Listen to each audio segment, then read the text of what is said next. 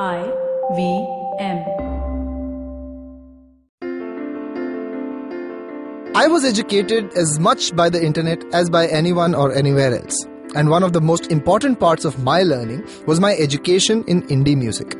Limewire, Kazaa, Napster, and later YouTube and Last.fm were my sources of new music, as I spent years wondering when the Indian music scene will move past Bollywood. And then Indian hip-hop happened, and a new frontier opened up, with authentic Indian musicians spitting their own rap over authentic Indian beats. How did Indian hip-hop do the unthinkable and take center stage in Indian popular music? I decided to ask two people who might have a clue. Culture writer Bhanuj Kappal, who is literally writing the book on Indian hip-hop, and Chaitanya Kataria, co-founder of Divine's Gully Gang Entertainment. Tune in as we double-click on the hype around hip-hop in India on storytellers and story sellers right after these messages. Sachin Tendulkar, Virat Kohli, Don Bradman, and now Cyrus Brocha. Okay, probably not in the right company. I mean, Don Bradman is Australian. But it's called Cyrus Says, a wonderful show about everything. Find the show on the IVM Podcast app, ivmpodcast.com, or wherever you listen to podcasts.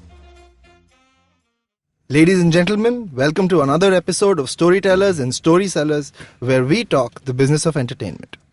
Over the past few years, for anybody who's been paying attention to the story of counterculture entertainment in India, the biggest narrative to emerge is Indian hip-hop. From artists like Divine, Nazy and Emiway emerging over the past few years, to Pradeep, Seedhe Maut and Says on the Beats with Azadi Records, there is a thriving culture of hip-hop and rap that India has begun to create and export.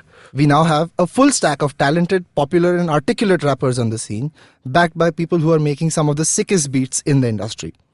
It's a different world from Honey Singh and Blue Hai Pani Pani.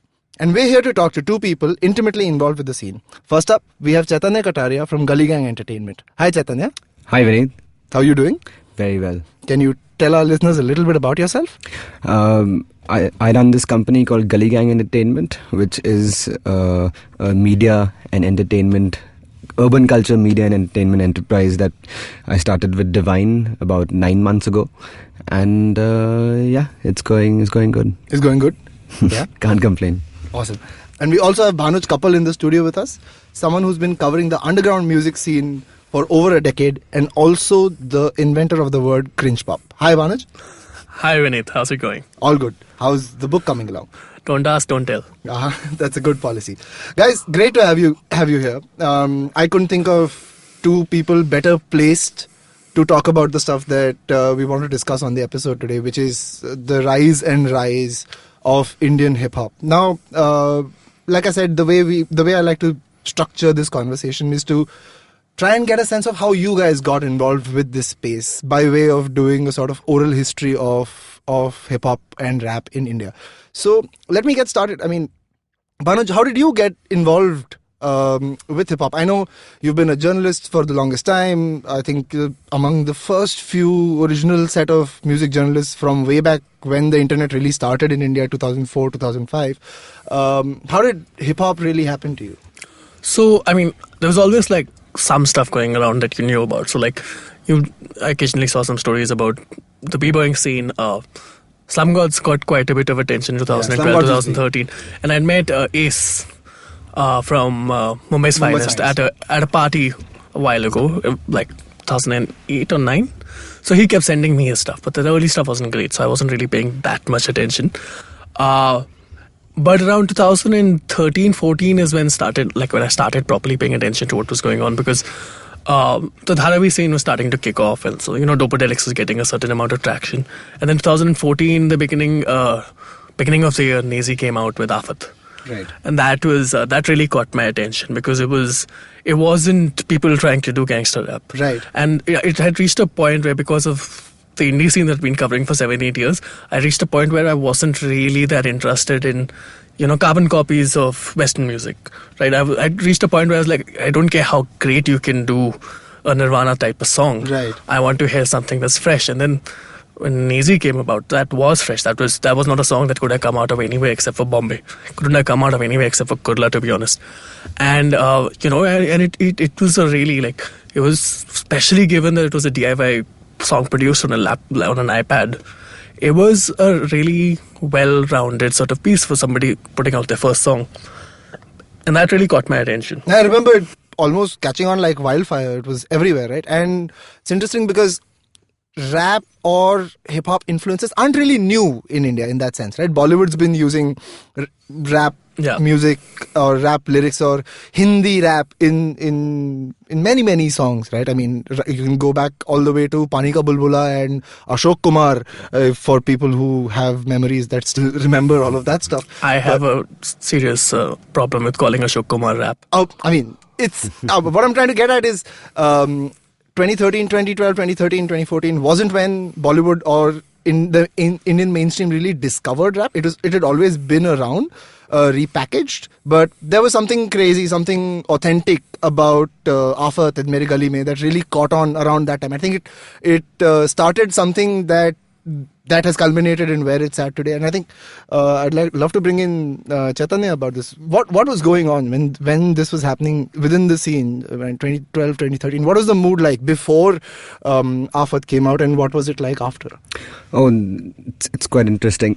So where I come in here, I started in the sort of nightlife music industry in Delhi sometime late 2013, early 2014. I just come back from my studies in England, and I was like, okay, what's to do? So at that time I was following, because I was from the north, from Delhi. I had a lot of friends who listened to a lot of Punjabi music.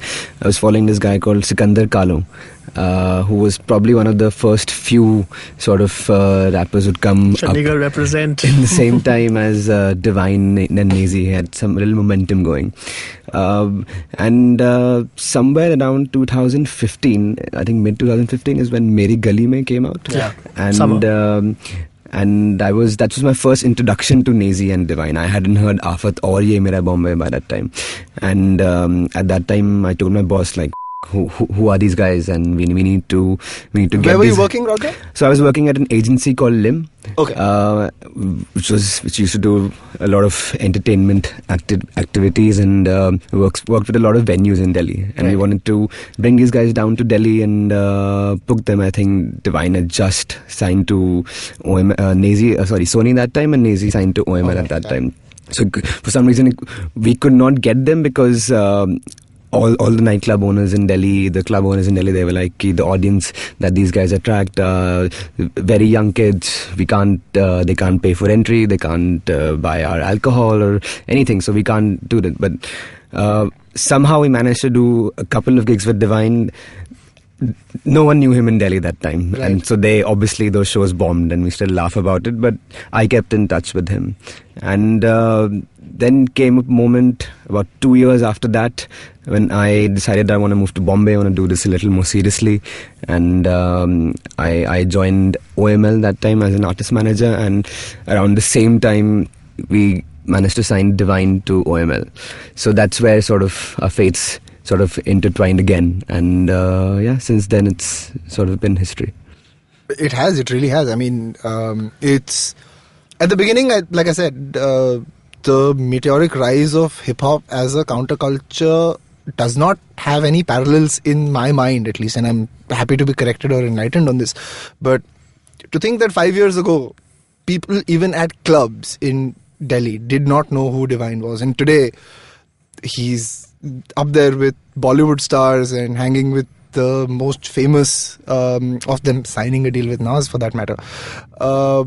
If I just took a paper napkin and I wanted to tell someone who's completely uninitiated, right, what would be those 4 or 5 milestones that has made this possible? I know, I think Aafat Mere Gully Mein was a sort of start of something special, but can you tell our listeners about what a few other of these milestones might have been? I mean, I'm the wrong person to ask for 5 milestones. Okay, you can give me 50. Considering I'm in the middle of research for a book, so. Yeah. But I mean, apart from the obvious, say Baba Cycle and like A.R. Rahman picking up rap in Tamil film music, I mean, it's also like it's such a very complicated history because there is no one rap scene. Right. Punjab has a different history. Tamil Nadu has a different history. So like you have Malaysian Tamil rappers like Yogi P and all who were there 93, 94, 95. Oh wow. And so that scene has an entire different trajectory. But in terms of say the North Indian and like Mumbai, but generally like the Hindi, Punjabi, more national scene, I think the first big landmark is Bohemia, Right. who put out, I think in 2002, he put out an album called Which Pardesa De, which is I think the first Punjabi rap album to be on a major label anywhere in the world, and that was massive. So that in Punjab especially, both on Indian side of the Punjab and Pakistani side, that was big because that suddenly started a scene there, which is why Punjab has had a bit of a head start on Indian hip hop. And around the same time, like another thing I think that would be a major milestone would be the release of 8 Mile. Right. I mean, if you look at the current generation of, say, especially Bombay and Delhi rappers who are not coming from the Punjabi scene, it's like either 50 Cent, Eminem, or Sean Paul. Sean Paul's temperature. Eminem for sure. Like I think a lot of Indian that's where a lot of it kids started. are influenced by his style. And a lot of that had to do with like TV, internet coming in later, YouTube coming in later. But 8 Mile was a massive milestone. And then crews started forming. Like, so to early 2000s, you have a lot of crews forming. You also had b-boying. Right. Which I think if you look at hip-hop as a broader culture, the b-boys and the DJs came much before the rappers. Right. Right. And like, if you look at the early 2000s, that's when those guys reigned. And it took a while for Indian rap to get to the point where people thought this might be big. At one point, it was b-boying was the hip-hop scene in India. So, I mean, there's a lot to map there. But after that, I think the big moments have been like crews starting in early 2000s where you had, on Orkut, you had this community called Insignia. Yeah, which is a text battling community. So that was quite important because I think that was how a lot of artists from all over the country found each other. Oh shit. And Tell us more about this. It was started by this guy Debrasek, I think. Okay. And it was basically like a text battle rap. Right. So everybody would post their raps and then there would be like upvotes and stuff? I mean, people would comment saying which one they chose. Right. So it was essentially that. And that's where like a lot of these guys met each other, especially the first generation, Ace, Divine, lots of the Delhi guys also. That is where they found out that there was a broader hip-hop scene. They weren't just sitting doing it in their studios or with their crews or with like a small group of 30 people in the city. Suddenly they were like, okay, there's at least a few hundred, a few thousand of us. A little bit like an RSJ for rap. Yeah. So that's when the cross country sort of outreach happened within these. All these guys, Nazi, Divine, Sikandar Kano, Sez, all of these guys met each other on that group. Ace used to be on Insignia. like everyone who's anyone above a certain age in the Indian rap scene was on Insignia at some point or the other. Wow, it's like even if they weren't contributors, they would be lurking and they would be paying attention like to what's some going kind on. of Insignia alumni. Yeah, a lot of like the crews that you have now were formed either on there or through people that they met through there. So Insignia was pretty big. Then I think the big, like, I mean, you have lots of like, we have Much As Attitude who got, and Brother V and all who got fair amount of attention. But then it was, I think, the Bangalore rap cypher, quickly followed by Afat and Ye Mera Bombay and then Mere Gully Mein. That was the period where it was like, oh, suddenly within a couple of years you have critical mass. Suddenly people who are not in the hip-hop space and people who are not necessarily even firmly in the indie music space are paying attention and sharing this video. And the quality of, like, production quality of the videos, general quality of music production, all of that had caught up to a point where it was decent enough, because earlier everyone was focused on the bars, being a rapper. Yeah. Nobody was making songs. Like Afat was great because it was a song. It wasn't just this guy saying, look how fast I can rap. Yeah. And I think that was the explosion point. And then like it's just been like, once Mere Gully Mein got picked up by Sony and became like this massive phenomenon. Endemic, yeah.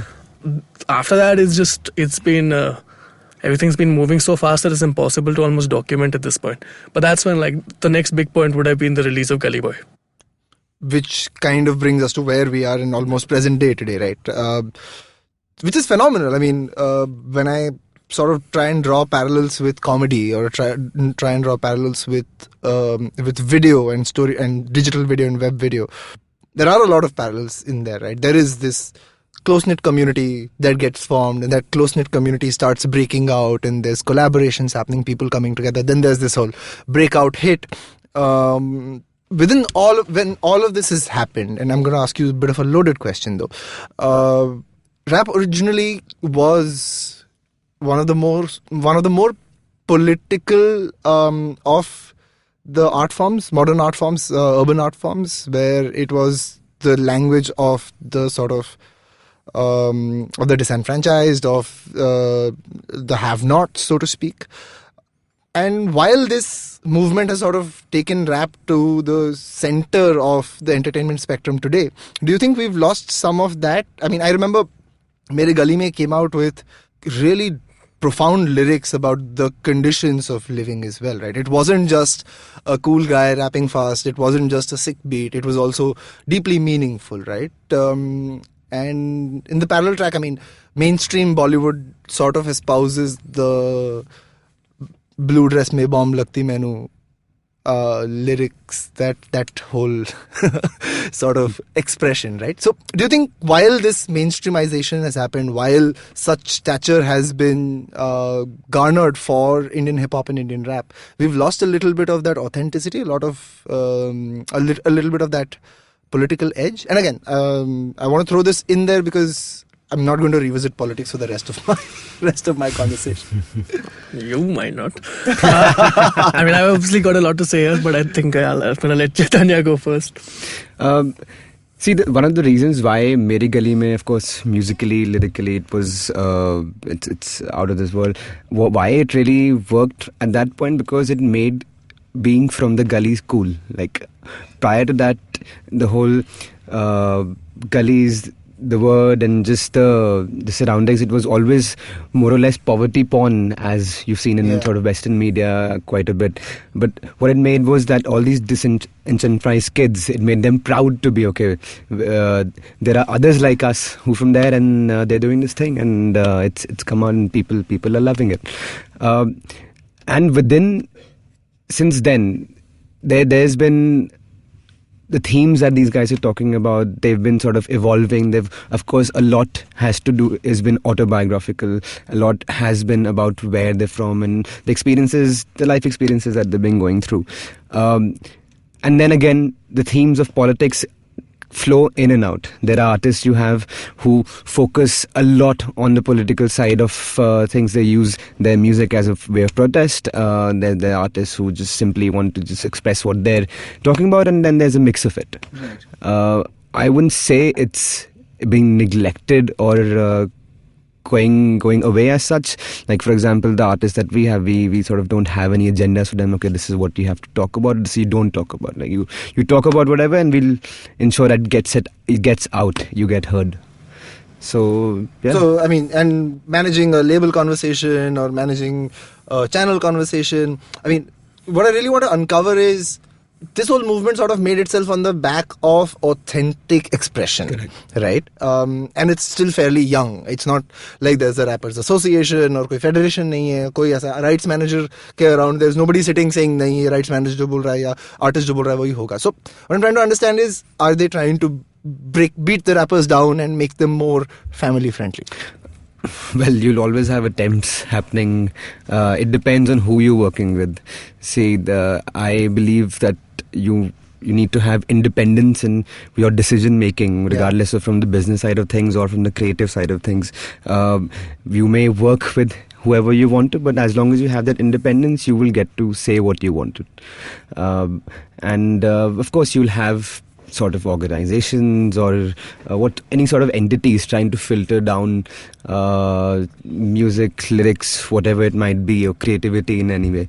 But it's ultimately, I think it falls down on the creator. You have that choice to make. Yeah.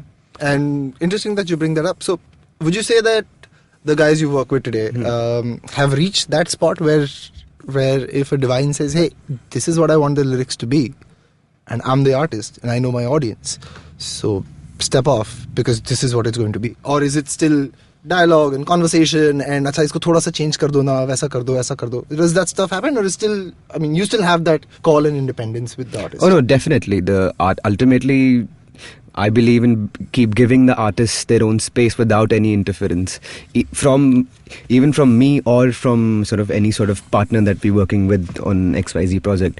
Of course, there are commercial projects which you do when you're working with the brand, and there are, of course, these guidelines, etc., that always come in, which you have to be mindful of. Of course. But when it boils down to your own music, your artist's music, we strongly emphasize on that independence and thought. Fantastic. That's really heartening to hear. Bhanuj, I know you've been holding back, but yeah. So I wanted to ask Chaitanya what happened with Azadi, the Dub Sharma and Divine song. Well, I can't speak for what happened with the intro to that, but the lyrics, at least the part that Divine wrote, that's remained lyrics unchanged. But I'm just generally curious because I also understand that because it's a film. So can you bring the listeners in? Yeah, so It's an intro chant to Azadi. yeah, the to chorus. the song Azadi comes the original track Bhukmari se, Brahmanwad se. sampled Kanhaiya ko. Yeah. And the final version obviously didn't. Yeah. And then Ankur Tiwari was very careful in how he worded his explanation, but Sure. essentially said that we didn't want to Include that part. pick that fight. Yeah. Which is fair enough. So I get that. But I was just curious if that was a decision that was mandated from the film side or if that is something that was a negotiated decision. See, again, when this happens, any Bollywood project that happens, ultimately there are certain calls which end up being with the entity who is making that film, because of course they're putting all this, bringing all this, a multi-crore film that's happened, and a lot of things are on stake. So there are small fights which I think have to be let go of.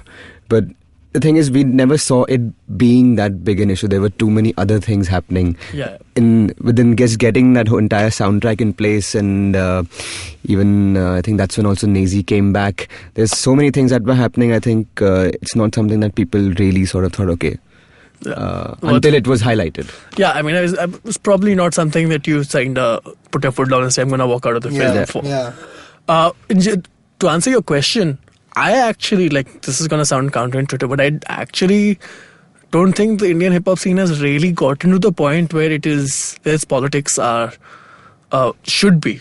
It's not like the mainstream is going to make it less political. I think what we're going to see is Indian hip-hop get a lot more political as we go forward. And obviously, when you're at the mainstream at a certain level, there are going to be these forces that are going to try and, it's just going to be your fans. Do I want to risk alienating 20% of my fan base by having a controversial opinion? Mm-hmm. It's not that big a deal when you have 20,000, 50,000 fans, because it's generally not. But when you have 2 million and your money depends on you keeping and growing that number, it becomes a bigger issue, because then you make a controversial statement and it's on Republic Now. Yeah. It's on prime time television. So that is always going, that is a Indian music industry thing. Nobody in the Indian music industry really has the balls to be outspoken on politics above a certain level. A.R. Rahman, name one political opinion, and this is A.R. Rahman, he's God. Right. He's a Sachin Tendulkar of Indian film composition. Yeah. He can do no wrong, but he's not going to say anything. T.M. Krishna is getting so much shit. He's a classical composer. If T.M. Krishna was in Delhi and a Bollywood guy, he would have his house egged by now. He would have his house attacked by now. So at the biggest mainstream level, politics is always going to be an issue, and I still feel like hip-hop is doing, just by the virtue of the stories that they're telling and the perspectives they're highlighting, the perspectives that are being represented, by the virtue of that politics of representation, it's more political than pretty much anything else we have at that level. But at the underground level and at the mid-level, artists who might make it that big but aren't there yet, I'm seeing over the last 2-3 years more of a political push, more of a developed political push. It's not just the politics of the system. Can you give us an example? I mean, just look at all the work that Azadi is doing. But there's also Areva in Tamil Nadu, who comes from the Casteless Collective. There's Sumit Samos, who's got a bit of a way to go technically, but lyrically and politically, he's coming from an activist background. You're going to start seeing more people with politics that are going beyond generalized distaste or distrust of the government, and you're going to see more nuance coming in. You're going to see more conscious rap coming in. You're going to see more politics. Look at Swadesi. Right. Swadesi's politics, and look at how their politics have also evolved, because you have to realize these guys all started as 18, 19, 20, 21. The system kids. And now they're reaching a point where, they're starting to, also because of the political environment that we're in, everyone's thinking a lot more seriously about what a political stance means, rather than just picking, ticked left liberal when I was in college, and that's what I am, and I don't have to think too much about it. That churn that's happening right now is making everyone think about their politics. That's being reflected in the lyrics, that's being reflected in music that's coming out. You look at Trey S, who's from Ranchi, and Trey S is a producer and rapper, and he's making music about mental health, about being bipolar. Because, while the gully rap narrative is dominant, and it's what everyone in the media focuses on because media is too lazy to think beyond the easy narrative, there's 100 different things that are happening. I don't mean that as a... I'm not saying there's no such thing as gully rap. Yeah, I know. It's a term that's, of course, been coined by more mainstream media. It's not gully rap. That's what I mean. It's the sound of Bombay, which has come from them using Bombay Hindi, Bombay colloquialisms. But that's what I mean. I'm not trying shade at Divine or Nazi or the music itself. I'm talking about the fact that coverage has picked up this one narrative and has run with it and is not looking beyond it, which is not the fault of the artist, it's the fault of the media. Yeah. And it's the fault of a little bit of the business people behind it who are not able to successfully sell other narratives, or who are okay, I'm not going to name the labels, but some labels are really running with that particular narrative, which is fine for them, but it just means that there's a lot that's happening that's not getting noticed, that's going under the bridge. But what's happening in the underground is you are seeing somebody like Emmer, whose video I think Kashir is coming out on Monday, but Emmer and Prab going incredibly hard on Elan. That's a sort of anti-war protest song. That's never come out of maybe not post-Indian, it hasn't come out of the Indian indie music scene, rock scene, electronica scene, that level of ability, that level of passion and vehemence, and also knowledge with which they're attacking the Indian government for its actions. That comes in. Yeah, so you're going to see people get more ideological, you're going to see people get more focusing on specific politics. I think as long as the underground continues to grow and there's enough money there for artists to survive and continue to grow, we're going to see actual political pop music come out of India after a long, long time. And that's very heartening too. So what I'm hearing, to just round this off, what I'm hearing is, with the success of mainstream rap and hip-hop, while there are certain compromises that have to be made because you're working with people with money and, hey, everyone needs to make money, independence of creativity still remains with the artist. It's Definitely. not these are the things that you are allowed to say and these are not what you're not allowed to say. There is still a lot of space and trust and credibility for the artist, that's letting more and more of their own flavor and their own authenticity stay, and that mainstream is driving up presence and giving a lot of maturity to a lot of the underground guys who are coming in, because now they see that, hey, there's clearly a future with something like this. It's not a hobby anymore. It's something that they're really putting their heart and soul into it. Like you mentioned with the Swadesi guys, doing it for the past 3-4 years, and evolving with their sound. And also now we're going to see the first generation of rappers that grew up looking up to an Indian rapper. Absolutely. Correct. And those guys are going to kill it. And we're so lucky that Indian rapper isn't Ishq Bector. Yeah, exactly. So, I mean, these guys are coming up. You look at Seedhe Maut stands, or you look at Divine, Nazi OGs, right? They've got massive fan bases. But you look at the absolute, devotion with which a lot of the younger acts are treated by, that 18 to 24, 16 to 24, really, fan group. And these are people for whom these guys are not like the Indian Nirvana. They are Nirvana. Yeah. Right, for Divine or Seedhe Maut or Prabh or whatever, this is the first maybe major artist that they've absolutely fallen in love with.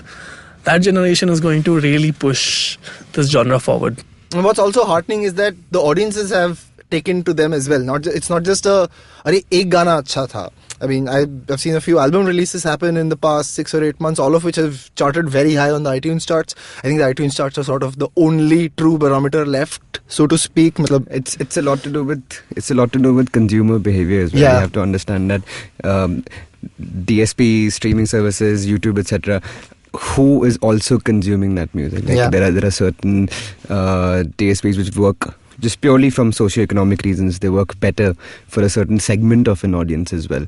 And then, of course, there are the more popular ones, your Savans, your Ghana and Winx, which probably, I think, the biggest sort of... and there's a lot more, you're competing with a lot more there, which is why I think, which I have seen, in fact, hip-hop do very well on... your Spotify and your Apple Music and iTunes as of now. Definitely. Of course, but YouTube is the bastion which sort of breaks all of it. Yeah. Ultimately. I think it's like, in a certain sense, it's also the same sort of demographic and consumer pattern change that's driving things like TikTok. In that, there's a new generation that has grown up with the internet and video, streaming video as native. Yeah, as their first port of call. Yeah, and that is post 2012-13 smartphone explosion. Suddenly, like, everybody's got fast enough data that they can stream YouTube without worrying about it, right? That's a recent development. Yeah. And also, I'm with that, and with the moving of the media entertainment economy more and more online, people are a lot more willing to like go beyond like that little stream of content that the mainstream gives you, and find other things that they create their identity around or that they follow. And it's like looking at something like TikTok, or even looking at like a lot of the early rappers. You also get feedback. As a fan, you can talk to those artists, they'll talk back to you. Yeah. It's a relationship. So there's a community subculture that a Bollywood film or a Bollywood star is never going to give you. Right? They're definitely if you're a Shah Rukh famously Khan, out of reach. If you're a Shah Rukh Khan fan, you're not going to get. So there's like, I feel like there's a new generation coming that is looking for culture that reflects their values, their experiences. And while I'm sure most of them still love Shah Rukh Khan and they still go for his movies, they also are going to invest a lot of time and effort into this. So it makes it worth it. It is a bit of a push and a pull, right? Because Shah Rukh Khan will still... I love Shah Rukh Khan, so please don't hate me for that. But Shah Rukh Khan still sort of Bollywood stuff shoved down your throat. He's going to be on every hoarding when the movie's coming out. He's going to be on news channels. He's going to be everywhere. Whereas the behavior here from the consumer is a lot more pull, right? He's seeking a divine song, or he's seeking the next Azadi record. Oh, it's this entire thing is fan driven. Yeah. It's ultimately it's there is no bigger sort of variable here than your fans sort of driving your music. These are the guys who, and you don't see this in sort of many other forms of sort of music or media that I've come across. The strongest push, like hip hop fans in India, regardless of who they are fans of, for some reason it's the most active sort of fan, fan bases that you've seen around. Rabid fan base. That's the right word. Every video is like, who's the best? Emiway or Divine or Nazy or Bohemia. The Bohemia fanboys will never die. They'll be there for 2090 on YouTube comments. So this single that we released recently, Kohinoor, I think has got the most creative comment section I've seen on an Indian hip hop video for a while. No, but ultimately, see, fans want it's something that relates to them. What all these guys are saying, regardless of what they're saying, it's something or the other relates to a certain segment and they feel involved. They go on TikTok, they make videos with it, they are making art from it, they're doing their own dance. There's so many hip hop tracks have dance videos that come from b-boying groups.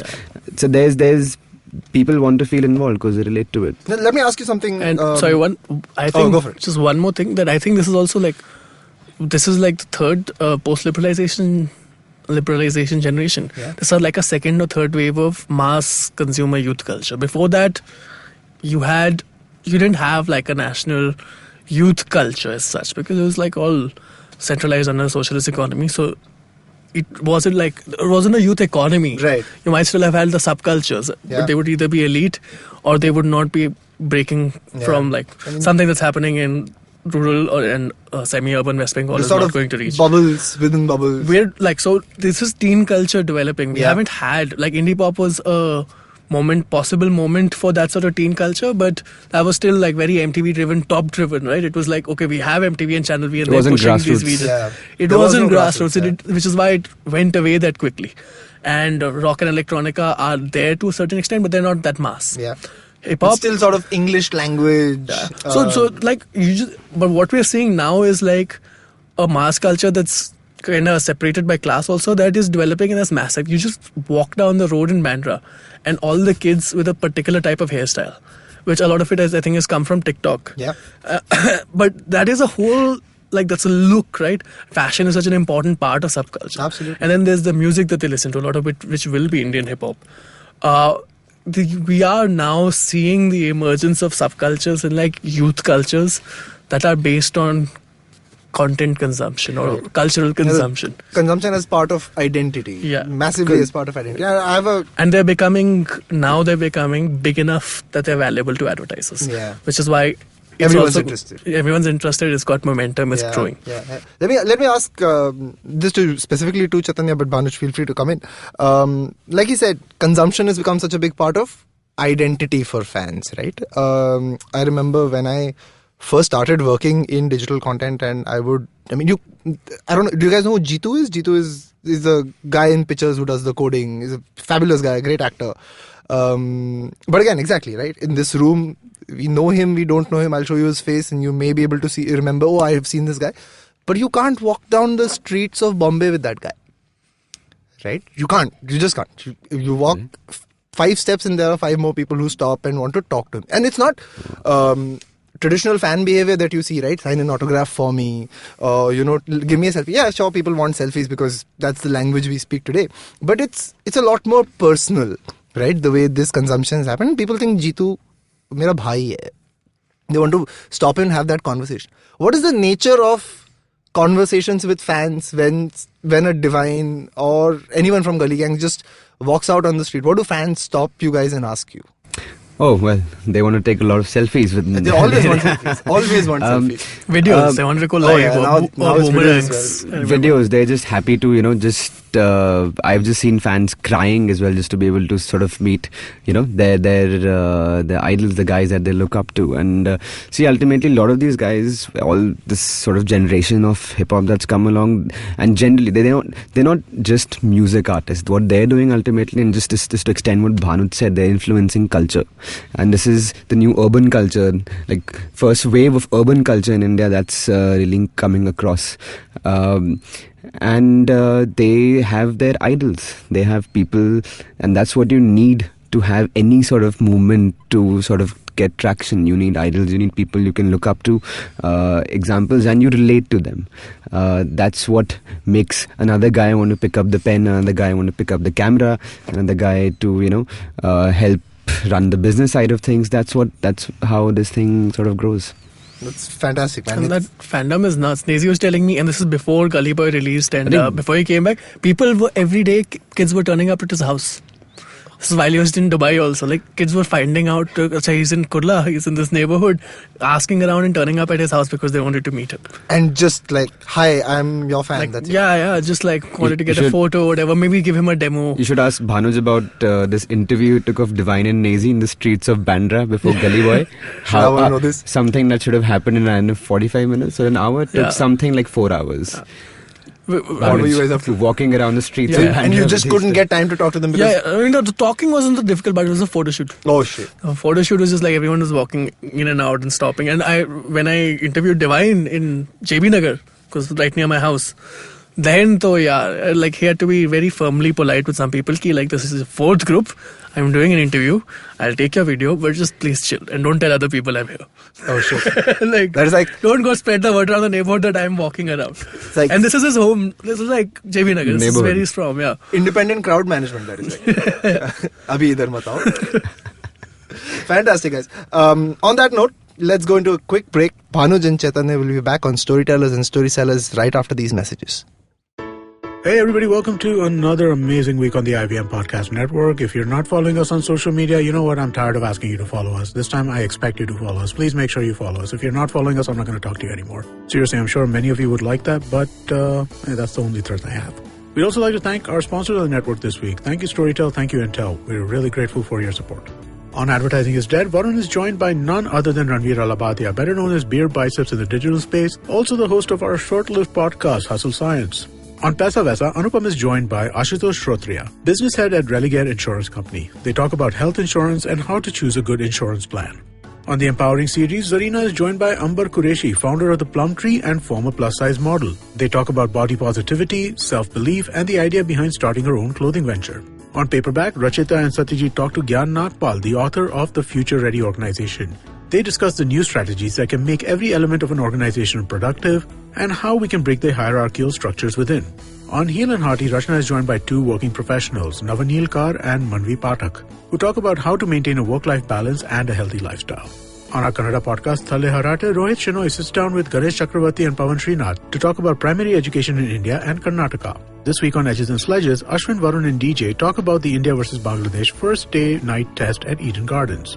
On Golgappa with Trupti Khamkar, Trupti is joined by Indrajit More, content creator at Bhadipa and Bhatupa, who gives tricks and tips to travel on a shoestring budget. On the Filter Coffee podcast, Karthik is joined by angel investor, business and strategist Lloyd Matthias. Lloyd talks about the technological entrepreneurship space in India, things to look for potential investments, and how brands should be transparent with their communications in order to create a strong identity. On Mr. and Mrs. Binge Watch, Janice and Anirudh talk about the highly rated show this year, Succession. On 9XM Soundcast, Eva is in conversation with Bollywood singer Palak Muchal. She has lent her voice to movies like MS Dhoni, Ashiki 2 and Prem Ratan Dhan Payo. And with that, let's get you on with your show.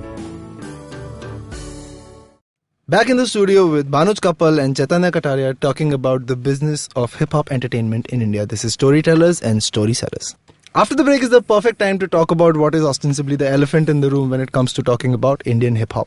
Earlier this year, a movie called Gully Boy came out, which fundamentally changed the way India at large looks at rap and hip-hop. Chaitanya, can you talk us through what's a seminal moment now in Indian hip-hop history? What was life before Gully Boy and how has it been after? Not very different. See, what a lot of people don't realize is that for the players, be it entities, artists, creators, whatever, who were already doing, who were already a huge part of hip-hop, the sort of lead up to Gully Boy almost became a runway of sorts. Rather than, life before Gully Boy, nothing. And then so it wasn't a cliff, it was more like a runway like that. Correct, more like a gradual runway. And what, of course, it gave them a lot of momentum over time. I think if you can track this perhaps to a year and a half or so before Gully Boy came out, that's when it really started picking up traction in terms of purely on the business side of things, in live, with brands coming in. Puma did this huge, I think it was the biggest campaign of the year for them with Prab, Divine, Madurai Soldiers and Khasi Bloods from the Northeast, which was sort of the first of its kind project to happen, and that was the first of many that were followed then. And you saw artists playing at your major festivals, all your stages, coming out with big singles. The interest. Savan had that Billboard campaign. Correct. Which Nazy, I think, was the original part of it, and that was the first AO Artist Originals release as well, which is their sort of sub label under the main parent company. And there were many things already happening, and many people took that bet in advance, saying, this is something that might be here to stay. So let's sort of, see what we can do there. And I feel the people that most, Gully Boy was most beneficial was they were already doing their grind. They already had their music out. They were playing shows. They were doing things for their fans, and then Gully Boy, of course, sort of, I would say, elevated it to a certain extent. But what different it did was it brought this entire sort of new audience, a slightly older audience, more accustomed to Bollywood, because they saw this story being told of, it was primarily based in Bombay, but it did pique public's interest, your tier 2 cities, villages everywhere, that, this is another genre that, and rather than a genre, this is a subculture that's sort of coming across. And that's when, that runway became a self-fulfilling prophecy of sorts, as far as I see it. Yeah. That's a very interesting way of putting it. That kind of makes sense as well, because obviously a film, sort of a Bollywood film, sort of is a cultural marker that says, hey, there's a lot of interest in this space right now, and we're going to make a movie which is going to be out in, say, a year and a half or 2 years, and a lot of other things sort of start happening around it. I mean, you have Ranveer putting out his own videos when he's there and adding sort of incremental interest into this while the movie is coming out. Bhanuj, as someone who's observing this along with the audience, what did you see as a change, as an observer? What changed in these sort of 18 to 24 months in and around Gully Boy that, like Chaitanya said, really piqued audiences' interest? I mean, I think first of all, just that the fact this film was happening really gave like a lot of people in the music business side of things something to go and say, okay, this is big enough now that Zoya Akhtar is interested. So maybe there's like a legitimacy to it. Yeah, it gave it a certain like not necessarily scale, but it was like potential for scale. Like, I mean, these guys are betting that this will be big, so you should bet. Social proofing. Too. Social proofing, exactly. So that was happening. And a lot of the smart players, I think, who weren't already sort of at least had some fingers in the pie, started sort of like exploring, dipping their toes in the space and figuring out how they could make use of it. What happened after the film, and that's mostly, I think, where a lot of the criticism also comes from, is that everybody else suddenly woke up to the fact that this is a phenomenon. And they were giving their marketing agencies briefs ki 2 hafte mein I need a hip-hop campaign or 2 hafte mein I need a hip-hop TV show. And what you're seeing now is because the Bollywood film is, like you said, a cultural event, right? And this one was a big one in terms of financial success, commercial success, critical success, and just for a lot of people, it's just like a lot of people who are not clued in and not interested in maybe even hip hop. The narrative around it is easy to latch on to, and sexy to latch on to, right? So you have everything from like the BJP and Congress calling up. I'm sure you guys got it because I know the Azadi guys got calls. I know DMC got calls. I know half the Bombay scene got calls asking for like them to do songs for the election campaign. You have the railway ministry putting out I think Apna Time Aayega ka, not a parody, but like an ad based on that. And you have like shows like MTV Hustle. The problem with it, a lot of it is that a lot of it is very badly thought out. The people who've been doing it for a while know what they're doing. They're aiming at the long term. They're going to be around next year, right, when somebody else makes another film. They don't think of this as the flavor of the season. Yeah. But the flavor of the season is a problem because right now everyone's eyes are on hip hop, and the challenge is to make sure that the authenticity of the scene and what the actual narrative is that emerges organically, that gets heard over, the mass marketed narrative that is filtered through a brand manager and but say what a particular brand wants to say about what's happening here. What is the perception of hip hop that? Because there's two things. One is like there's a very lazy Bronx to Bombay narrative which tries to fit what's happening here into what's happening there, and they're very different. There's similarities, there's resonances, which is why so many people in Bombay took up hip-hop, but the specifics of the stories and specifics of where they're coming from and what they're trying to say are very different. So there's that very lazy narrative. And the second thing is like there's hip-hop culture and then there's rap, and not rap music, but rap as an element, as a musical element. The worry is that hip-hop culture gets gets a bit of a boost and then fades it back into the background. And what you get again is just rap as a form, but with the content taken out of it and filled with the normal Bollywood rap. Yeah.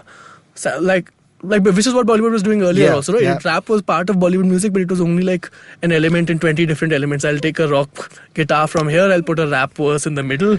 It's manufacturing. In between. It's manufacturing. So the the thing is it's just that the issue is who has the power in the end. Like he said, as long as the artists have independence, and it is the business people, the managers, the producers, the guys running the companies, paying the bills, as long as they know what hip hop culture is and they are firmly insistent on not straying too far from what it should be, you don't have a problem. But when the power goes into, say, a Sony or a Universal, where the people in charge don't necessarily have an interest or a stake in the hip-hop scene beyond monetizing it, right, then you may just lose control of what's happening. Yeah. I think there's a parallel that just popped into my head, and I'm going to go back to like 2008-9. This is when Chak De India came out. And movies tend to do that, right? They turn a passion point into a mass cultural moment. And I'm sure there were people who were already deeply invested in hockey and women's hockey specifically. But immediately after Chak De India came out, it was a massive success. Shah Rukh Khan and his entire band of merry women. There was this impetus that women's hockey also got. right? Which fizzled out. In 9 to 15 months, it fizzled out. And I mean, I don't know the specifics, but I can surmise that something like this must have happened, where the power went from people who were passionately invested in this space and willing to do more, go above and beyond the Call of Duty, versus people who were just in it for the flavor of the season monetization drive. And I mean, it just makes you wonder, right? I mean, of course, the buzz and the conversation around hip hop and rap is so much more healthier, so much more organic, that I doubt that's something that might be repeated. But it's interesting to really uncover who is really in the driver's seat for this sort of movement right now, right? Because we don't have a roadmap. We don't have a roadmap. Exactly. Unlike, say, the US or the UK or like other countries where you have had multiple independent scenes reach the mainstream, build their own infrastructure and survive. We haven't had that happen yet. So this is the first time it's happening in an Indian context. I mean, other than maybe, say, indie pop.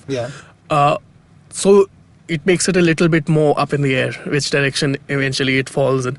Although I have to say, like, I think there's a lot of very smart people who are playing the right game, which is use this attention right now to build assets, to build infrastructure, to build connections, so that when this passes, you can still keep growing. Because the way I see it, hip-hop can be the first like national scene that rivals Bollywood. Yeah, definitely. You have like Punjabi scene or whatever. You have other scenes which are fairly big, but this can be the first one that kind of really comes together and rivals Bollywood and has stars who are big enough without ever having to touch a Bollywood movie that can have that level of fandom. But a lot of that really depends on walking that tightrope between, okay, we have to make these compromises or work with these brands and get to a point where we have the power while also not losing authenticity, which is easier said than done because authenticity isn't like a tangible physical thing, right? It's you made, and it's hard to keep that perspective. So, and what you think is still like you're still doing it with integrity and the right frame of mind is not necessarily how an audience perceives it. A lot of it is just your guessing. It really is. And I think I completely agree with you guys, even just as a listener, that the potential in the hip-hop and rap scene is massive, right? I mean, I know that there isn't great excitement for non-Hindi film music, so like a Tamil song will have to be remade into a Hindi song for it to get any traction. But there seems to be more interest in a multilingual rapper than in a multilingual singer. That I take as a sort of marker for greater national scene. But one thing that I want to put to you guys is, and again, reading about the hip-hop and rap scene in the US, reading about music in general, how it's been represented to business, especially artists being represented. The labels have had a massive role to play, right? And sure, there is the refrain of labels being horrible for the business, keeping all the money, etc., etc. But there is a tangible benefit that labels also bring, right? I mean, all the way back from you're looking at stuff like Motown to Rockefeller to Mass Appeal for that matter. You run a label for all practical purposes. Gully Gang is a label, right? How do you perceive that role changing in India, if at all it is changing? And how do you think newer, more nimble labels like yours are they doing more or less than, say, legacy labels at this point for the scene? See, I wouldn't it's a complex question, so I won't classify us as a label first and foremost. See, the reason why we started this entity was that to use all the experiences, good and bad, that we've had dealing with the big bad players, the players who want to grow with you, and generally with artists. There's a big dearth, especially in this young hip-hop scene. These artists are coming up. There's a big sort of gap of knowledge, especially when it pertains to rights when it comes to the intellectual property, to their image rights, and general basic business sense. And beyond that, there's also, even make a hip-hop sort of video, you need, of course, yourself as an artist, you're the writer, you need a music producer to co-compose it with you, you need the mixing and mastering guy, you need a recording studio, you need a videographer, a video guy, at the very least. At the very basic sense, you need all these different people working with you, and then of course you have to put out the music as well. How do you put out the music? You'll see that some of the most popular hip hop tracks, you won't find them on streaming services because they were made on YouTube beats, or they had samples which the guys had no idea what to clear. So that was again another sort of big gap that was there. So what we set out to do is that, because we have this knowledge and know-how and also a little bit of resources to put this into action, let's sort of build this infrastructure at different levels, in terms of knowledge, in terms of practical, and also then use the business know-how to really sort of make careers out of artists who are promising. And thing is, it has to happen on multiple facets. It's not just the music. You need your content game to be strong. You need there are different verticals, because hip hop is a very visual medium as well. It's not just sonic. It's not just music. It's what you're wearing, what you're saying, how you're moving, what you're doing, and on top of that, I think what we're also trying to do is to bring that into the live space as well. And additionally, also what we're trying to bet big on is merchandising. And because again, this seeps into culture, it seeps into what what you wear. And Chaitanya is saying this while wearing a Gully Gang t-shirt. So that's a part of what we're trying to do. So that's build this infrastructure, do things which last long. And following on to what Bhanuj said earlier, like a lot of artists I see get lost in that momentary bit of that low-hanging fruit, if you will. I can't tell you how many brand campaigns I say no to. Wherein I was going to ask you wherein this agency has written the lyrics. I was like, why are you calling me for my artist when you have written the lyrics? There's no use of us coming in there. Anyways, but so the idea is you take things slowly, don't get into the sort of course, social media is very, very influential, and most of these guys are 20, 21, 19 years old. It's about doing things which last years. You want your music to be played 10, 20, 30 years from now, rather than, just, okay. There's a feel-good hit of the feel-good hit, and suddenly you have to drop another track next month to match up to the expectations of your fans. Like, I don't expect many people to remember Tanesh Bakshi in like 5 years. Who? Yeah, no, I don't remember Tanesh Bakshi right now, but 5 years. Like, how many people remember DJ Akil? They remember him. DJ Akil, he got caught for cocaine somewhere. I remember that. But no, I think very mature and very articulate way of looking at the space. If I remember our earlier conversation correctly, you guys are invested in setting up gigs. You're also doing you're putting the Gully Fest. So Gully Fest is the flagship property which we launched last year with a partner, Red Bull, who do a lot in this counterculture, this urban culture space. In fact, they do this huge competition called BC1, which is a b-boying competition. So it's happening at multiple facets, and you need to always work with the right partners who believe in that vision as well and are sort of aligned, rather than that being a temporary sort of means for them to associate with you to that gain that little bit of traction. So Gully Fest is one IP that we want to bring back next year, and initially we did it was more music oriented, but we want to involve the other facets of hip hop, which is your b-boying, graffiti, and battle rap is something I think hasn't gone beyond a very underground movement in India, but I see that eventually also taking its own space. It will happen, but it has to happen properly. It can't happen in a very sort of commercialized space, because then you lose authenticity. Yeah. And all of this thing it's not just us that who need to be doing this. You need this to happen at multiple levels with multiple players for it to become a proper movement. Otherwise, you need 10 divines, you need 10 nazis, you need 10 prabs for it to. And across languages, and not even just Hindi or Punjabi. You need this to happen in very different levels. That's how, as Bhanu said, in the States, because it was happening in Atlanta, it was happening in Bay Area, it was happening in New York, it's happening in, of course, the West Coast, and that's a huge country. We're a pretty big country ourselves, so I think there's a lot of untapped potential that can come to the fore.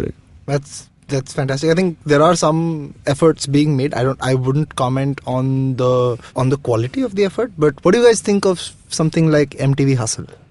It's a good attempt to start this. Chaitanya is as diplomatic as it gets. I may have done it a little differently, but I also feel it's probably too soon. Too soon. Yeah. I think there's still space for us to go to the actual grassroots and get authentic rappers, then put them in a reality show. That's just how I feel. And I'm not even going to talk about how Raja Kumari is on it. But no, but they put an authentic rapper and there's one. But that's the thing. It's I'm not going to be as diplomatic as Chaitanya. I haven't seen all of it, but I mean, I haven't seen it though. That's why I'm just going by the promos. I saw the first episode and I couldn't get past it. I mean, to be very honest, and I've seen like all of Skulls and Roses. Okay, all of it. I've seen. No, it's the wrong approach. If they have a hammer, so they think everything's a nail. You know, reality TV works, so you put everything in a reality TV format.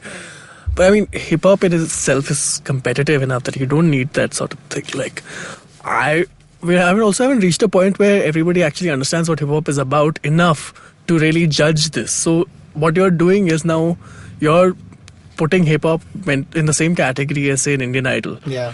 Like in any sort of pop thing. So like all of the cultural trappings and baggage and like the meaning that comes with being hip hop, it's just gone. Because it just becomes all of that. Just like people going around saying Ashok Kumar was rapping. It's not like just because it's in verse doesn't make it rap. Yeah. Rap has specific history and specific meaning and where it's coming from, what you're trying to say. So without that, if you divorce rap from that and make it into just like people coming on stage and speaking fast to a beat, it's not going to help people get into what hip-hop is about. See, like ultimately a reality TV show format is based on a lot of time-bound things, just generally the way of production is, but creativity doesn't work on a schedule. Yeah. So if ever it has to be done, it needs to be a different format which is not taken from an existing format. It has to be done a little differently. Yeah, and it has to pay attention to what hip-hop is about and be modeled on that if you want to do it. And the other thing is, we have two hip-hop stars there. How can you have who's going to be the next hip-hop star when you only have two? I mean, we have Badshah and Raftaar if you want to include them in this space. Stand-up comedy can do it, hip-hop can do it. But, I mean, you don't have the stars. You don't have the... Yeah. Like, the scene is still in that stage where it is still exploding. We still don't know where things will fall. Which is what was a little disappointing for me, again, as an observer, to have someone like a Raja Kumari on it, who's not... Well, what is Nuclear doing on there? I mean, he's produced a few tracks, but I mean, like, if you're going to do it, you want at least one OG hip-hop voice. No, Raftaar is not going to do... Raftaar is not the OG hip-hop voice. Raja Kumari is, well, Raja Kumari. Yeah. And, I mean, I don't know. They did get Nazi on, I think, at some point. So I haven't seen... I'm sure they have a rotating cast of judges. The one I saw was these three. Mm-hmm. And just didn't do it for me as... like, in terms of just like... If you want the hip-hop scene to think this is legitimate, you need to do a better job. I think they're going to see through it. I mean, people who... But though, I don't think it was the core audience was... Or rather, is your hip-hop... I think one of the main motives to do that this soon was to grab, or rather... cater to a new audience which is sort of used to this reality TV show format and see if this works for them. I'm not sure what the TRPs are, but like I think that was the main sort of. Yeah, it was really, this is the flavor of the season. I think it opened decently, but it hasn't been able to sustain really. I want to bring it back to talking about Rajakumari and the state of inclusivity in rap at this point, right? I mean, again, it's always been a sort of male-dominated genre, and in general, the representation you see in, especially in the arts in India, is very heavily male-skewed, and that's sort of the theme that seems to be emerging in rap as well. So, for our listeners, can you tell us about who are some of the best emerging female rappers, maybe transgender rappers in this country, people who are really taking expression in a space where there was none earlier, and really making something meaningful out of it?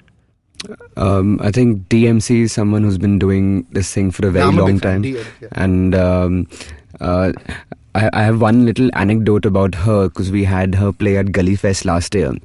And this year we were putting on videos of some of the young performers, just, build a little traction and put some content out. And I was very pleasantly surprised by how well her video did with a lot more artists that objectively possibly have larger fan bases. And that's something that I saw people responding to. There are a lot of young hip-hop artists coming up, rappers coming up, multilingual rappers coming up, but I think we could do a lot better. We need a lot more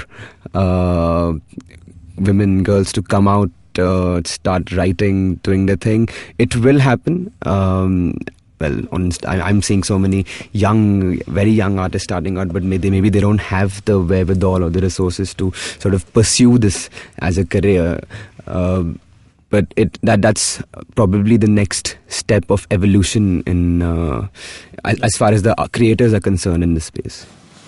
I think, there's DMC, there's Manmeet Kaur, who's not a major mainstream name, but she's been in the underground for a while. There's City. There's a handful of other younger artists who are like promising but haven't put out enough content. I hate that word. Haven't put out enough music. That this is all about music hangover. Yeah. But anyway, they haven't put out enough music at the moment for you to really make a call. There's some women in, say, Punjabi rap, but they tend to be more of the R&B space, right? They'll do some rapping, but it's all still like sung Punjabi R&B, Punjabi pop space. But it's not there, and that I think that's an issue that we face across genres. And it also has a certain class element to it. Definitely. Because it's nightlife. Yeah. And just like even with D, especially in the early years, her like issue wasn't so much, as she told me, it wasn't that she was facing sexism within the scene. It was just the challenges of being able to go to events that are happening in clubs at late at night. And she was staying in Kandivali, I think. So she's staying far off, right? And like just being a middle class Indian girl, and this is Bombay we're talking about, just a fairly liberal, fairly safe city. Just that was an extra challenge. Like if you're going to a gig, then you have to stay over with somebody that her parents know, and then she's allowed to do it. Like just traveling for jams and all was a challenge. Lots of spaces where she couldn't be because she was a girl.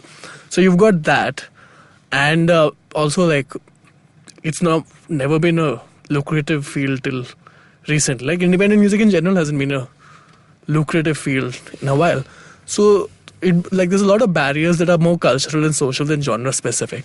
Rap gets a bit of a bad rap because there is some very public misogyny. Yeah, but really you look at a lot of Led Zeppelin songs and they're incredibly sexist as well. So I think rap gets a bit of a bad reputation. Rap, you look at a lot of Bollywood songs. A lot of Bollywood songs, all of them. I mean, we grew up during the Item Girl era, right? Item Girl remixes. Terrible.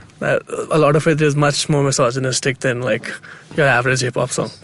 So I think there is a lot more that needs to be done within the subculture to encourage more women artists. But I think a larger part of the problem is a broader social problem.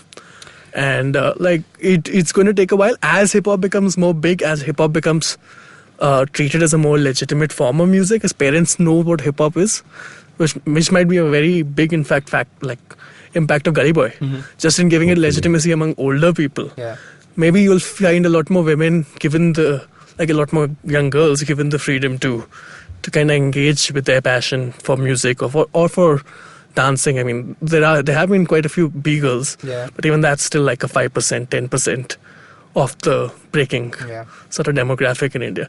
So I mean, there's always been women around, but it's gonna take a proactive effort, I think, to find and nurture and push talent that's from more diverse backgrounds, not just women. We have only a handful of rappers who are at least openly Dalit, and I mean, religiously, I think it's a fairly good mix. We have a lot of Muslim rappers and Christian rappers. It's not this thing, but like in terms of otherwise minority, marginalized communities, representation is there much more than popular culture, but it's still not there. That is, I think, is going to change because as labels and as the economy grows and as the scene grows, people are going to want fresher perspectives, fresher stories, different stories. And I think that's...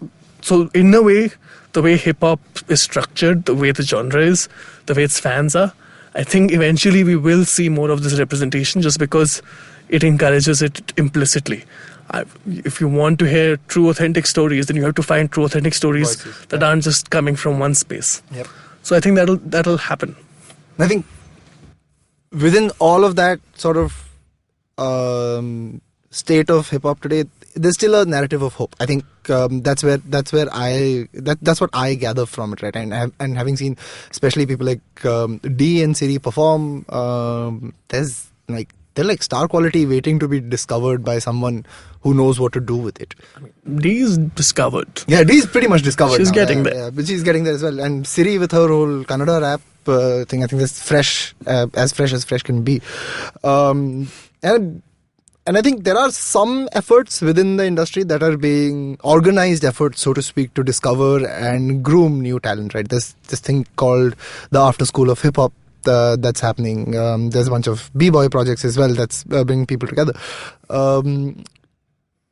What else have you seen happen that gets you excited about the future of this scene, about new artists, new names getting added to illustrious list of hip-hop gods that we look up to today? See, the most encouraging thing is that there are so many people, so many young kids who want to do this and they want to take up different art forms as well. It's not just, as I said, it's being the front face is one thing. You need every successful sort of rapper or artist who's come across has had a very sort of strong team at different stages of their career around them, be it from who's making their music, be it from or other who's making the music with them, and who's mixing their music, who's making their videos, who's doing that. So it's about building that infrastructure, and I'm very sure as long as there's a robust infrastructure which can last years and not just seasons, is when you can really give them the platform to grow, to sort of unlock the potential that people have. How about you, Bhanuj? So one of the things is we're finally getting a lot of voices from all over, and voices maybe that generally you wouldn't hear in pop music. There's like Emmer, who's from Kashmir and who's rapping in Kashmiri and who's doing not exactly militant but fairly like out there political rap. You've got like Arivu in Chennai, who is doing some fantastic music, and he's got a fantastic he's got a backstory which is like proper OG, right? Like as student parents were college professors, but also social activists, like a long sort of history of dealing with caste discrimination and overcoming it through music, and then meeting Paranjit and the Casteless Collective. And like he's a Ghana singer who turned into a rapper. He's not someone who grew up listening to rap. He grew up listening to North Chennai Ghana music, which is like Dalit street music, which is a lot of similarities in how it evolved and where it came from to hip hop. And then as he got older and when he got finally the chance to work with, say, Casteless Collective, he discovered this resonance of what he was doing and rap. So that's a fascinating story. You've got a lot of cool stuff that's been going on in the Northeast, but suddenly I'm finding rappers from Lucknow, like Lil Kabir, and he's doing some very interesting stuff. You have a lot of like really cool lo-fi underground projects that are happening. Gravity is doing some great work. There's a lot of stuff that has caught the attention of the scene, hasn't really reached mass yet. But it's really pushing sounds and pushing ideas and pushing lyrical content in lots of different directions. So if I were to ask you 3 rappers and a producer for our listeners to check out. I mean, I'm gonna like Divine Nazi and all. I'm sure you all know. So I would say Arivu Prabdeep, because his new stuff is really killing it, and that's a tough one. 3 is a I'm coming to you next. And I mean, I really like the new Emerald record. So and also See Them Out. But yeah, 3 See Them Out as well. I think See Them Out and Prab sort of inching towards the OG. No, maybe not OG. See Them Out is like the 22 and 24. Yeah, but that's pretty damn good, man. Yeah. And Producer, well, I mean, I think it still says, but I feel like we're finally at a stage where there's a lot of people coming for him, in the sense there's a lot of people with talent who are going to challenge him, which is going to be great for the scene, because Says is amazing, but he can't carry a hip-hop scene by himself. Yeah. Like, there's only so many hits he can produce. Somebody else also has to pick up the slack. Yep. Oh, we need a lot more producers. We need a lot more like world-class producers to also come up if we're getting world-class rappers. Well, this is going to be a shameless plug-in. So this rap crew from Kurla called Avruti. The most unique thing I find about them is that while they're all from Bombay and you meet them, there's colloquialism flangs just flying around. In their writing is probably the most pure Hindi and Urdu that I've come across. Wow. So that it's a new sort of take on the sound coming from Bombay, and they're all from like what I think 18 to 19, 20 years old, and there's a Punjabi guy in that crew as well. So it's Punjabi and three Hindi rappers, or rather Hindi/Urdu is what I would say. And another guy who's probably been around for a while is D Evil. I think he's the most unique character in Indian hip hop, if you can come across. Every different verse, every different track, it's something. It's a new face that you see. It's not the same guy. It's not the same flow. It's not the same cadence. There's a very sort of unique thing about him, which I think is still sort of unlocked and can develop in ways that we can't even imagine. A producer, I would say, in fact, I'd take 2 names. One of them is Karan Kanchan, who's probably worked with everyone from Nazi to Divine to Raftar, and is still not that known. And but he's again a very multifaceted guy who has this J-trap sound, which is very Japanese influenced, which is his more sort of public facing persona. And then he's on the another side, he's this record producer working with some of the best talent in Indian hip-hop and sort of shaping their sound. Another name I would take is this 21-year-old guy from, I think he lives in Kolaba, called Explicit, Ritvik Vyas. He has one of my favorite records from Divine's new album is produced by him, and it's something that just came about. He'd send beats to one of our guys, and we had this songwriting camp, and his beat came up, and these guys came up with the most interesting track from it. And I was on the phone to him and asked for the beat pack, and he sent me some 20-30 beats for these guys. So we need a lot more producers to sort of give diversity to the sound as well. Oh, that's I fantastic. just remembered one more name. 100 RBH and like Rap Hopper. Essentially, these 100 RBH is one of the guys from Rap Hopper, which is a crew from Amravati. Oh wow! And they go hard. They rap in Marathi and Hindi, and it's that Vidarbha Marathi and Hindi. Vidarbha represent. Yeah. So and they go pretty hard. 100 RBH is now also part of Sudesi. Oh, okay. He sounded like a Swadeshi-ish. I mean, he kind of met Swadesi when he started coming to Bombay and following the Bombay scene, and kind of mentored him. But like rap initially came up as Rap Hopper, and they had this video called Amravati Rap Cypher, which goes fucking hard. So, but I think he's got an album coming out. I think it's going to be a pretty big one. Fantastic. We look forward to that as well. Chaitanya, Bhanuj, so far it's been great talking to you. I've got one last question left. We like to close this podcast out by asking our guests for a recommendation to our listeners. Now, I know you've already recommended a bunch of rappers and producers, so none of that. But one piece of entertainment could be a book, a video game, just a video that you watched, or a meme that you'd like our audiences to check out. I'd go for this documentary called The Defiant Ones. I think anyone who has a passing interest in music business, or the potential of music business, that's something. It's a story of not just, but it's based around Jimmy Iovine, who probably headed one of the biggest record labels ever to come out of the US, and his partnership with Dr. Dre, to what became Beats. And then, of course, it was taken over by Apple, and the rest is history. Yeah. So it just shows the potential of imagination and just being at it for years and years. Fantastic. That's The Defiant Ones from Chaitanya. Panuj? So I'm going to recommend Hemant Srikumar, who is a noise artist, and you will find it very hard to actually consume his music because all he's got out is a tape.